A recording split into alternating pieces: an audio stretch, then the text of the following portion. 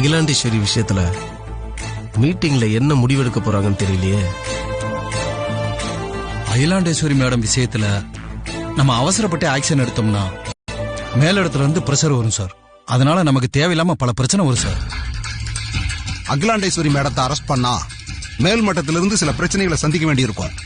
ஆனா அரெஸ்ட் பண்ணாம விட்டோம்னா போலீஸ் டிபார்ட்மெண்டோட மொத்த மானமும் காத்துல பறந்துடும். அகிலாண்டேஸ்வரி மேடம் ஒன்னும் சபை நாகரிகம் தெரியாத ஆள் இல்ல. அப்படியே நடந்துகிட்டாலும் அதுக்கான காரணத்தை ஃபங்க்ஷன்லயே சொல்லிட்டாங்களே.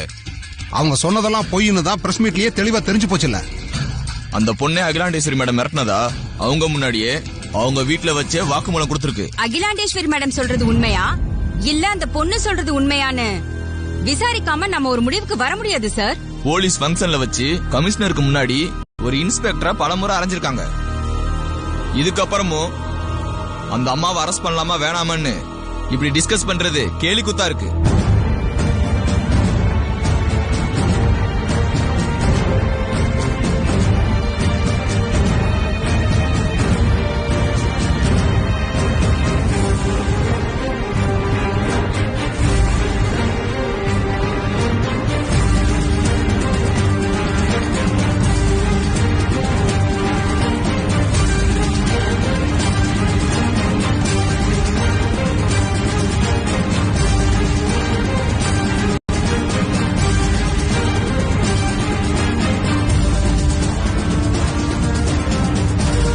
ஸ்டாப்.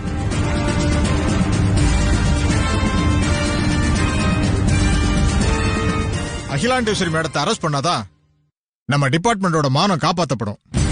கைது பண்ணாம விட்டோம்னா பப்ளிக்கு போலீஸ் மேல இருக்கிற மரியாதை போயிடும். சட்டப்படி ப்ரொசீஜரை ஃபாலோ பண்ணி அவங்கள உடனே கைது பண்ணுங்க பிளீஸ். Okay sir. என்னாச்சு சார்? அகிலாண்டேஸ்வரி மேடம் அரெஸ்ட் பண்ண முடிவு எடுத்தாச்சு.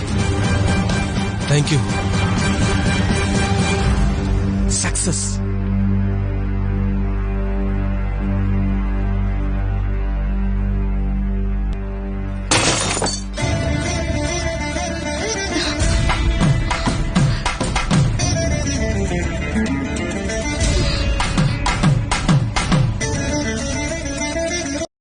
ஐயோ, வீட்டுல கண்ணாடி உடையிறது நல்ல சகுனம் இல்லைன்னு சொல்லுவாங்களே. கை தவறி விழுந்து உடைஞ்சு போச்சு. என்ன கெடுதல் வரப்போகுதுன்னே தெரியல.